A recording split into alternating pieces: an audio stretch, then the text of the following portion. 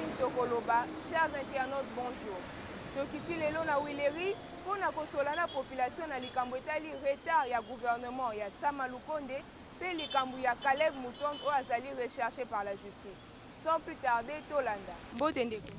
Mbote madame. Ndeko tokiti sur terrain pour na koéchanger na population na likambo etali retard ya gouvernement ya Sama Lukonde o azalaki premier ministre il y a de cela un mois. Réaction na ezani par rapport à retard ya formation peut sortir à gouvernement. Merci pour la question. Réaction nanga déjà basée na ba point mibale. Point ya liboso ko umela ya nini ya gouvernement et cause à la par rapport ya méritocratie. Mérite ya ba ministre ou ba ko animer nini ba secteur différent. Deuxièmement, et cause à la paix na ba querelle moko na bato bazali ko welela ba poste ba regroupement politique ba leader politique, il faut partage wana ezala paix équilibré de façon que mobulu ezala lisusu pe. Ce sont ces deux raisons là pour ngana zo pesa na ko umela ya nini ya sorti ya gouvernement. Par rapport na yango batante na yo eza nini pour na gouvernement wana? Merci beaucoup. C'est un mandat par lequel on a eu des gouvernements à la fois. Maintenant, attente nanga eza ke oyo gouvernement ya liboso esalaki te oyo asika esala yango. Eza nini kotala sociale ya population ko même charge vraiment ya peuple congolais par l'exécutif national. C'est ça les attentes que moi j'ai par rapport ya sorti ya gouvernement na biso. Na yango tosola na likambo etali Caleb Moutonde, ancien patron ya ANR o azali recherché par la justice pe azokima. Selon yo, kokima na ye wana eza dû ya quoi? Bon, d'après moi, il paraît directement coupable na ba fait oyo nyonso bazo reprocher na ye. C'est pourquoi il a préféré na ye kokima pour qu'il ne soit pas humilié par la justice, parce qu'il se sent déjà coupable, condamné directement. Parce que akoko sa na ye batu conscience na ye moko akoko sa yango te.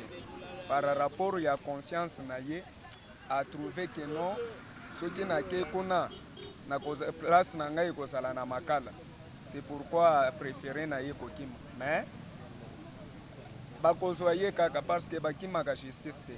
Ata soki ake na mboka ya bapaya bakozwa na ye kaka.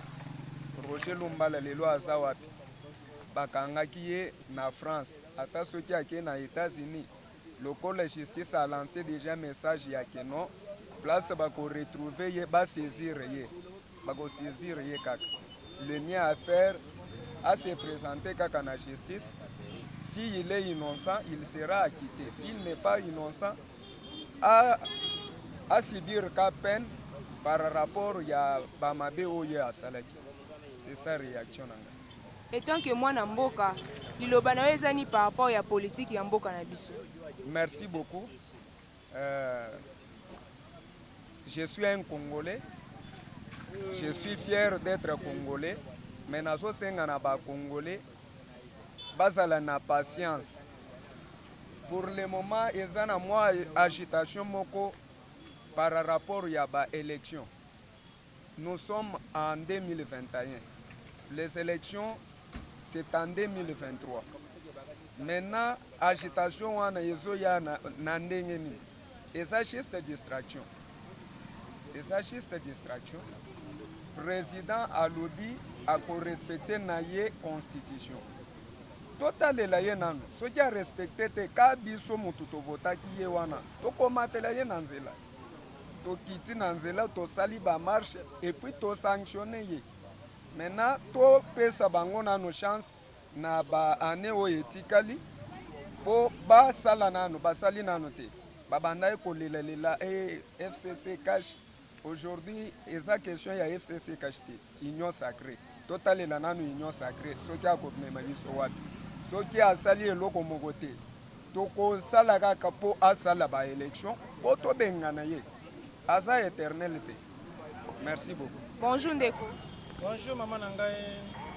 Ndeko tokiti sur terrain pour na échanger na population na likambo etali retard ya gouvernement ya Sama Lukonde oyo azali premier ministre il y a de cela un mois. Mais ti sikoyo formation peut sortir ya gouvernement esalemi te. Na yango réaction na yo ezani par rapport na. Merci na malope singai zamba pambola biso parce que toza na mboka oyo ezali beni na makambo nyonso to vraiment. O ministre zamba pesi pona kati na nzela na mboka ya Congo ezali pona bolingo pe na mboka ya Congo. Mais si siko lokola nanu gouvernement bimite, je crois que biso ba congolais tozala na kimia ya koyeba kolamba biloko mama lambi aya ko pesa biso biloko malamu. Obi to ndako obligé bilongi biso ezala bilongi biso ezala te. Ce que memeli biso to ko sepela te ko zala malamu te, mais ce que to bandi ko obligé bongi azwa te ko calculer. Boye ba ko tira biso biloko na mesa obiso to ko kolia yango vraiment. En tout cas Zamba sungaye, Zamba pesa ye makasi alongisa na libota ne mobimba. Atondisi na trois choses: sagesse, intelligence pe na discernement. Boye ba ko servir biso obiso peuple tozo ko linga vraiment. En tout cas to yambie na esengonyo surtout na bolingo surtout. Ce que sika to uta ki kuna na ba 18 ans, to zene mo mikakata no to supportaki. Et bon kaka na mikolo to zela kaka mikolo poto zela gouvernement bandi to banda ko tomboka par rapport à quoi tozo zela na kimia parce que yende oyo Nzamba pesi toute autorité et vient de Dieu. Na yango batot na yo eza nini après formation peut sortir ya gouvernement Sama Lukonde. En tout cas toza kotendre vraiment na ba plein de bonnes choses parce que balaki biso toza susute na makambo elekaki ya karatoso na makambo suko ya sika. En tout cas ndenge to eloko tozelaki liboso parce que daje solo baki il n'y a pas de mauvais troupes, il y a que des mauvais chefs. Lokola biso toza confiance na président ya kopesa biso biloko malamu yango toza kozela o to bandaki kozela nde yango vraiment parce que na volonté aza nango na ba initiative ezokende nango. En tout cas Nzambe apambola ye parce que banda na botama pe na koli nzela elenge sawana na monaka yango ndenge sana wande kolela un jour est-ce que nzela kosimbaka premier kosimbaka mais tomoni yango lelo esalami vraiment lokola na mikolo mike makambo ezosimba déjà nde wana topesa vraiment chance vraiment en tout cas na makambo na kata mboka na biso jamais maman moko akoko modiri mwana ya boti parce que azozela venir ya mwana wana kesimi asuka asalisa ye siko tosola na likambo etali Caleb Mutonde ancien patron ya ANR oyo lelo azokima justice pe aza recherché na yango po avi na yo ezani par rapport ya kokima na ye elo oni ezosalaka kima. Bible ezoloba na mokanda Galati 7 ce que l'homme aura semé il moissonnera. En tout cas justice ezalaka nango sembo omoni na otakoloba tout à l'heure il n'y a pas de mauvais troupes, il y a que de mauvais chefs. Peut-être mokonzi tozalaki na ye abandaki kolinga kosala oyo ye alingi même ato yebi otanga mingi akolinga ko oblige osala ka oyo alingi po siko foti pe ezalaki aye te ntango suka amoni ke ntango ozotambola na moto mabe ntango ekokoma wana ye bazoprotege parce que batiaki bainstitution ye protege mais sikoyo ye ele oni ekoprotege mais asalelaki motu wana suka wapi nde omoni yango tolobaki na 2011 soki peuple congolais aza kose souvenir na makambo oyo tomonaki élection elekaki entre mokonzi na biso ezalaki molimo epema na kimia papa Tshisekedi na président nani Joseph ekomaki wana ndenge elekaki tomonaki président Tshisekedi asalaki gouvernement na ye na kati ya gouvernement na 2011 atiaki Mende na kati or ke Mende azalaki na kati ya PPRD pourquoi atiaki batuni na bino soki Mende banda kosala mabe mpo azalaki na kati ya groupe wana mais la ponie parce que akosala selon orientation ya makanisi oyo ya ngai nde yango wana soki ndeko wana kimaki peut-être amoniki akomi na suka en tout cas aza kodefendre na manière nyonso basalaki na volonté na bango te ezalaki volonté motu mwana ndako kooriente bango yango moni permettre soki na suka amoniki ase retrouve ye moko mpo na kosala défense eza ye moko te biso bazali na basena kuna banini baza sute bazali bana mboka par rapport à makambo wana oyo nakoko bapeuple congolais ayoka biso. Merci. Merci maman nanga na pesi ne bino merci pour na ko exprimer aux années kati nanga na banda ko lokasi ba bibo na ko tobola ngonde ni bino ne ba ko tobola nga bolinga tonga na toboli yango vraiment en tout cas chaîne vraiment oyo vraiment na chef nango za mapambola bino en tout cas loboko na Nzambe za na likolo na bino na efsa Nzambe ata loboko te na makolo na Nzambe za na kati chaîne na bino bo pamba maboke ne liboso kaka na komba Nzambe journée meza la beni na kombo na Yesu Kristo amen. Mbote ndeko tokiti sur terrain pour na ko échanger na population na likambo etali retard ya gouvernement ya Sama Lukonde oyo esali déjà un mois depuis kazalaki premier ministre mais ti lelo formation ya gouvernement esalemi nanu te na yango réaction na yo ezani par rapport Bon, en tant que Congolais, oui, que le gouvernement est le gouvernement de l'Union nationale, et l'Union sacrée plutôt. L'Union sacrée est composée de regroupement politique et belé. Il faut le Premier ministre et contacter le regroupement politique pour le regroupement politique et se retrouver dans le gouvernement. Et ça c'est que non abimisa gouvernement précipitamment pour comme que non talabiso boy ba déclaration et banda non. Il faut sala musala na malembe abimisa gouvernement oyo mututu akosepela nango. Et ça c'est que non batusu ba banda ko yima que non talabiso boy oh na union sacrée biso boy non. Na ngana moni que non Sama Lukonde, Premier ministre Nabiso, tu peux essayer chance. Je pense que dans quelques jours, le gouvernement est bima pona ngai. Naza dire que non, dans quelques jours, le gouvernement, quelques semaines, mais quelques jours, le gouvernement. Tant suspect les lots. Na chance oyo pesi eloko ni ozozela. Eloko ni eza posa na yo après formation peut sortir à gouvernement Sama Lukonde. Maman. Yo moko yo qui est premier ministre à lobby gouvernement oyo eza gouvernement ya bawario hein oyo lobby gouvernement ya ba guerrier eza gouvernement ya ba guerrier c'est-à-dire so za guerrier te o milongo liyo moko nano c'est-à-dire tozi la makambo bien na gouvernement oyo zoya eza te que non oh FCC cash non maintenant c'est oyo za loboko à chef de l'état ye moko Sama Lukonde na pesi chance place ya Azali, je pense que nous la makambo bien kobima gouvernement. Na yango ndeko to sola na likambo etali Caleb Moutonde o aza ancien patron ya ANER. Abandé ko kangisa batu mais lelo ye pe aza recherché par la justice. Selon yo eloko nini azokima. Maman, nayebi ke musala l'État. Caleb Moutonde bana osala musala l'État. Soki ayebi ke non aza innocent na makambo bafundeli. Il faut aller à la justice à se défendre aloba que non Moussa ezala musala l'État ezala kingaite mais ezala kinde mibeko nde banda ko sala ni ko pesa e pouvoir à sala musala mais ce qui a kimi c'est-à-dire yemo wa moni que non ezana makambo na banda ko sala en dehors donc yemo ko nda banda ko sala mais na mibeko ya l'État te. Il faut aller à la justice pour se défendre. Ce qui a zoki mapona ngai, c'est-à-dire yebi déjà que non aza mabe, asala mabe. Etant mwana mboka liloba na ezani par rapport ya politique ya mboka na biso. Politique ya mboka mama nazo yebisa bande kumususu batu musu baloba non politique eza lukuta non. Politique eza lukuta te. Politique eza ndenge nini? Lelo soki olaki mutu ke non lobi na kochelo courant na mai. Et que au komi na pouvoir au saleli mutu biloko yo lakaki yete nde omoni bandeko lelo bazaka non politique eza lukuta non politique eza lukuta te na vision à chef de l'état je pense que non président de la république aza la vision ko bongisa mboka mais bato abanda ko sala na bango nde bato abanda ko chaye bakala mais na minute oyo ndenge gouvernement oyo zo bima ya Sama Lukonde. Je pense que Makambo otambola bien. Merci Ndeko. C'est moi qui vous remercie. Bote Ndeko. Bote maman. Ndeko tokiti sur terrain pour na ko échanger na population na likambo etali retard ya gouvernement ya Sama Lukonde. Et ça li un mois déjà depuis que azalaki premier ministre. Na yango tolito yeba avis na yo réaction na yo par rapport na yo. Mais eloko asikiza wana te donc on connaît comment ça se passe dans ce pays. Ils en ont gagné moi na ekobima lobi même attaque aux élus gouvernement obimelo ko changer ça té. Ce sont les mêmes personnes qui vont revenir. Ils ont la tractation na bango et nous sommes là en train de souffrir tous les bango ba ça rendre balingi. On attend rien. On attend rien de tout ça. Na yango yo oza batons na yo eza nini par rapport na yango un gouvernement asike kobima ozo penser que le moment asike ko bakisa rien du tout et le asika mo bakisa ça détrompez-vous.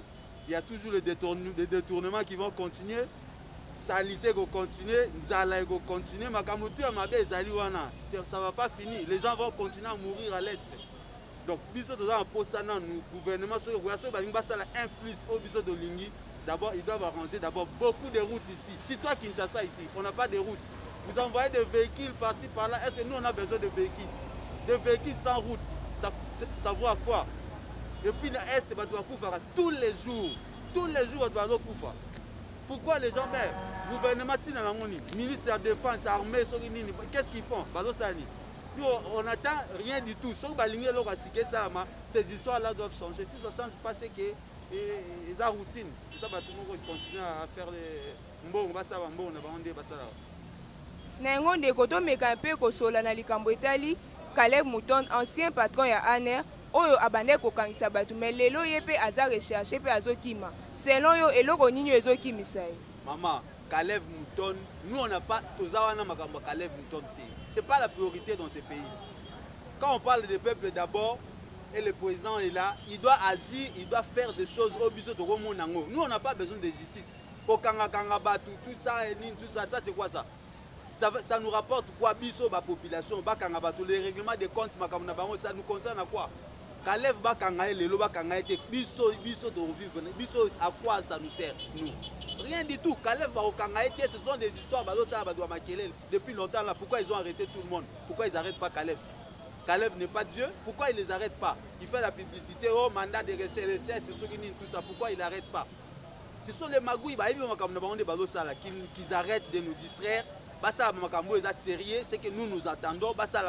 Ils avaient dit dans leur projet de société, on attend. Pourquoi ils ne font pas ça? C'était pas la priorité. C'était pas la priorité. Aller faire le quoi, l'état-major, je ne sais pas quoi, à Beni, c'est ça la priorité. Arrêter des gens par-ci par-là, ça c'est quoi ça? On a besoin de l'état de droit, mais on n'a pas besoin de distraire les gens. Ils ont arrêté tous ces gens qu'ils ont arrêtés à Makala. Et ça nous a produit à quoi? À rien du tout. À rien du tout. Et tant que moi, Namboka, Lilobana ezani par rapport à la politique Yamboka Nabiso. Politique Yamboka Nabiso, la politique doit changer. Donc on doit changer la classe politique de RDC. Donc il faut qu'on change Batunyo surtout wana oya bakala wana ba papa mikolo wana balona ba racine na ba système na bango. Il faut qu'on déboulonner on est ya lobaki. Pour déboulonner on va faire tourner Batouté.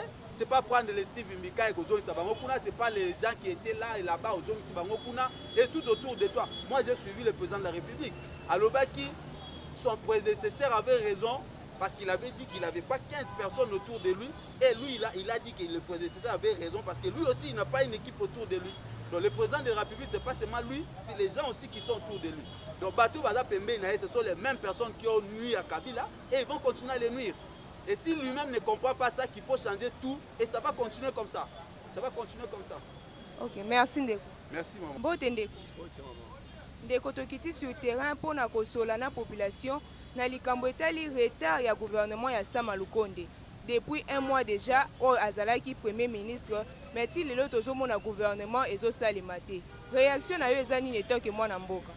Ateka mwana mboka réaction na ngao na koloba parce que toyebi o ezolika pona te mais toko senka ka président na premier ministre na ye basala lombango pour ministre gouvernement parce que gouvernement nde bango balobaki kolongola misère ya bana mboka. Wana tokosenga bango basala lombango mingi mpona balongola nano eloko souffrance oyo na kati ya population na kobisa gouvernement wana semaine oyo esila te basala bamona souffrance ya peuple basentir mpe yango basonga biso pana eloko nini oyo ozozela na nsima ya gouvernement wana kobima etanke mwana mboka eloko nini baatente na yo ezani par rapport na yango? attente na biso eza kaka promesse na bango baisai biso aussi le plan social congolais eza misère mingi fo balongola na misère eza kati ya population makambo mosusu tokotala nsima yango ndeko tolingi mpe tosola na likambo etali Caleb Mouton oyo aza ancien patron ya ANER oyo abandaki kokangisa bato lelo ye mpe akomi kokima justice mpe aza recherche liloba na yo ezani par rapport na yango? liloba na nga onga na koloba Caleb wana omeli na ANER wana bambula na bambula bato oyo baza na ANER wana baba mamasa na ye onga koloba eza difficile po bakanga ye parce que bato wana oyo ntango Caleb banda kosalaka crime bango mpe bazalaki mpe na Caleb c'est-à-dire que so bakanga Caleb sedi bakokanga na bango yango wana bakosenga l'état congolais basala lombango mpe baluka place aza ba pour le moment tokoyeba te Congo eza makambo ebele akoza asi akenda libanda mboka biso solobaka aza na Congo oyo nakoye koloba yake so bakangi Caleb na bazingazinga na ye wana bakoza mpe site. Merci Ndeko. Mbote Ndeko. Mbote. ndeko tokiti sur terrain mpona koéchange na population na likambo etali retard ya gouvernement ya Sama Lukonde oyo azalaki premier ministre il y a de cela un mois. Mais ti sikoyo formation ya gouvernement esalemi te. Réaction na yo eza nini par rapport na yango?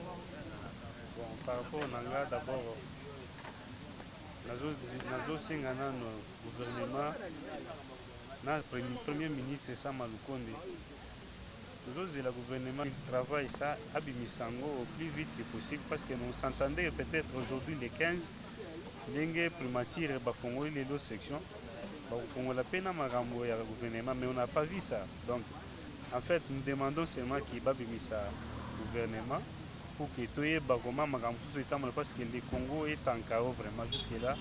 Les gens ne se retrouvent pas, la vie est tellement compliquée des Congolais.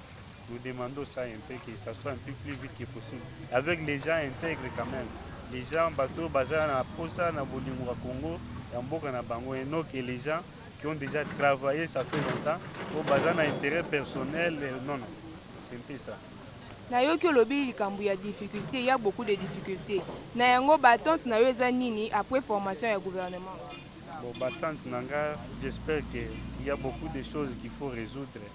Par rapport d'abord social à Congolais, Bazozila, Zala, tout ça, donc l'enseignant Bazo Foutamate, Bao Bazana Misalate, les jeunes n'ont pas de travail, les étudiants, tout ça, ils ont un problème, il faut une solution vraiment pour que le Congo ait en avant. Sinon, c'est un peu compliqué. Na yango ndeko tomeka kosola na likambo etali recherche oyo eza lancée contre Caleb Moutonde, ancien patron ya ANR. Oyo azalaki kokangisa bato mais lelo ye mpe azokima justice. Na yango eloko nini oyo ezokimisa ye selon yo? Bon, eloko ekomi okumisa ye ce qui fait que amoni sikoyo makambo aza kosala et que s'il faut que se présenter devant justice bakokanga ye akoma kokima nde buloko.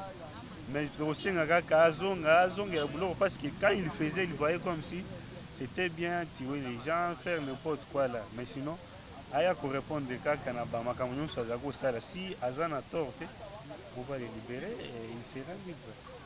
Et tant que moi na mboka liloba na yo ezani par rapport ya politique ya mboka na biso. Bon, politique eza na problème makasi, ce qui fait que nous pouvons toujours d'abord donner la chance au président de la République. Totalement nous par rapport à l'union sacrée na ya bimisi na gouvernement ko bimisa changement ekozala, mais pour le moment politique ezotambola bien. Merci. Merci. Nous voici à la fin de ce magazine. Merci à vous tous qui nous avez suivis.